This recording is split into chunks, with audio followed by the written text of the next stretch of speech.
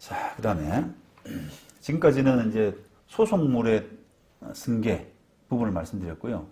지금은 이제 계쟁물을 넘겨받은 사람, 계쟁물의 당사자 적격 승계인이라는 표현을 쓰는데, 요게 이제 조금 어려워요. 자, 아까 이제 뭐 소속물이냐 계쟁물이냐 하는 그런 부분은 여러분들이 여기서 바로 뭐 이해할 수는 없을 것 같고요. 제가 그냥 몇 가지 예를 들어 드려서 여러분들이 한번 나중에 비교해 보시는 걸로 그렇게 해 보십시오. 자, 어떤 게 계쟁물이냐라고 하면은 우리 이제 건물 명도 판결이 확정이 됐는데 건물주 판결 확정 이후에 건물주가 바뀌었다. 원고로부터 건물을 산 사람, 소유권 취득한 사람, 그 다음에 건물 점유자, 피고겠죠, 그죠? 피고의 점유를 취득한 사람, 변론 종결 후에 점유를 승계한 사람, 점유를 넘겨받는 사람, 이런 사람들일 경우에 이런 사람들은 그때의 건물은 계쟁물이라는 표현을 쓰거든요. 그래서 이 건물 소유권자가 판결 확정 이후에 건물 소유권을 취득한 사람은 계쟁물의 당사자 적격 승계인이라고 하는 거고요. 그 다음에 건물 명도 사건에 판결 확정되고 나서 피고로부터 점유를 넘겨받는 사람, 이 사람도 역시 계쟁물의 당사자 적격 승계인이 되는 겁니다. 그 다음에 뭐 토지 소유권에 기해서 이거는 그냥 뭐 저희들이 명도 사건은 아니기 때문에 그냥 넘어가는 걸로 하고요. 이렇게 이제 소속물이냐 계쟁물이냐 이걸 따지는 이유가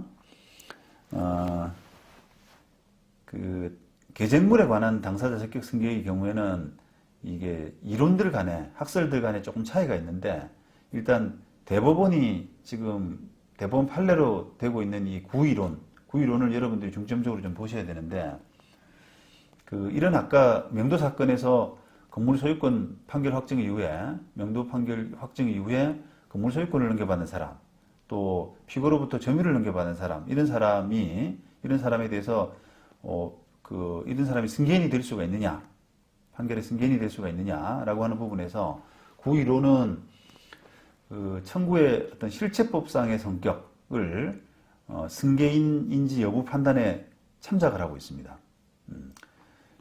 청구의 실체법상의 성격, 이걸 참작을 하고 있다는 거예요. 만약에 소속물의 청구가 대세적 효력을 갖는 물권적 청구일 경우에는 승계인으로 인정하지만, 대인적 효력밖에 없는 채권적 청구권일 경우에는 승계인이 아닌 걸로 해석을 하고 있어요. 자, 우리가 명도 사건에서 예를 들어 볼게요. 만약에 이제 임차인 상대로 건물주가 명도 소송을 하는데, 이게 소속물인 청구가 물권적 청구냐 채권적 청구냐라 하는 부분은 여러분들이 이제 청구 원인을 조금 이해를 하셔야 되는데, 건물주가 임차인 상대로 명도 나가달라고 하면은 그게 소유권에 기해서 하는 거니까 그게 뭐 물권적 청구 아니겠냐라고 생각을 하는데, 청구 원인은 민사소송법상의 청구 원인은 이제 소유권자이기 때문에 당연히 물권적 청구가 되는 것은 아니고요. 자기가 청구 원인을 원고로서 구성을 해야 돼요. 무슨 말인고 하니, 내가 저 사람하고 임대차 관계에 있다가 임대차가 종료됐다. 그게 이제 기간 만료든 아니면 차임 연체든 간에 계약이 종료됐다라고 하게 되면은 그 임차인을 내보낼 수 있는 청구 권한, 청구 원인은 두 가지가 있거든요. 하나는 임대차 계약이 종료됐기 때문에 계약 종료를 이유로 한 명도 청구권, 그 하나. 두 번째는 내 소유권을 너가 행사하는데 방해하고 있기 때문에 나가줘, 명도해줘 라고 하는 소유권 방해배제 청구권이라고 하는 물권적 청구권에 의한 그런 청구 원인, 두 가지가 있거든요. 그런데 그거를 만약에 명도 소송을 하면서 건물주라고 하더라도 이 청구 원인의 구성을 임대차 계약 기간이 종료됐기 때문에 명도해줘 라고만 하게 되면은 그거는 채권적 청구권으로서의 명도 청구권만 주장한 것이에요. 소속물, 그게 청구 원인, 소속물을 뭘로 구성할 것이냐라고 하는 부분은 원고의 책임이거든요. 원고의 책임이자 의무고 뭐 그런 건데 법원이 그걸 다 가르쳐 주지는 않습니다.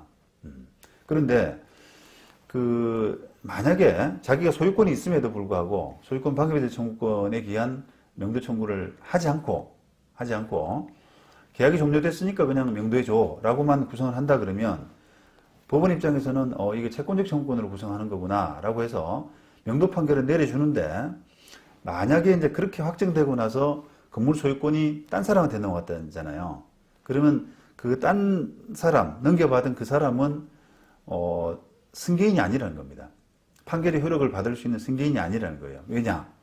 그 종전 재판에서 건물 명도 청구권이 채권적 청구권에 불과했기 때문에. 이해되시죠?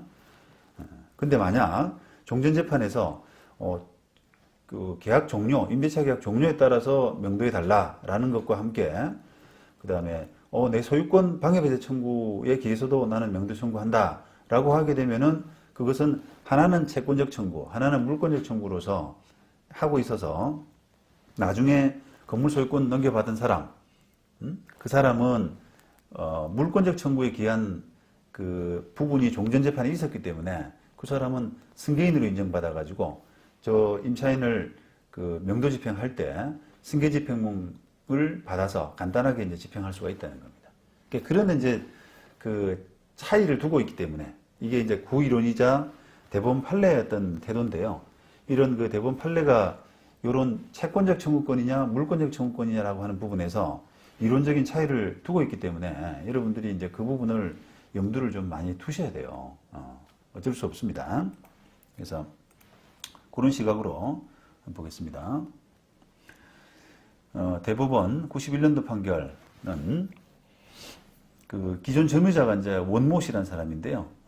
원모 씨를 상대로 승소를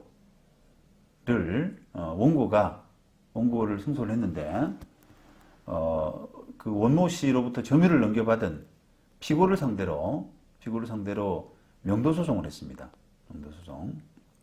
자, 그러면 이 원모 씨 상대로 재판을 다 이겼는데 왜 그러면 그 뒤에 변론 종결 후에 넘겨받은 피고를 상대로 명도 소송을 할 수밖에 없겠느냐라고 우리가 짐작을 해보자. 그러면 이 사람한테는 피고한테는 판결의 효력이 안 미치구나 이렇게 생각을 해야 되잖아요. 그러면 그렇게 따져보니까 이 원고가 종전에 원모 씨 상대로 했던 판결이 채권적 청구권이 불과한 것이에요.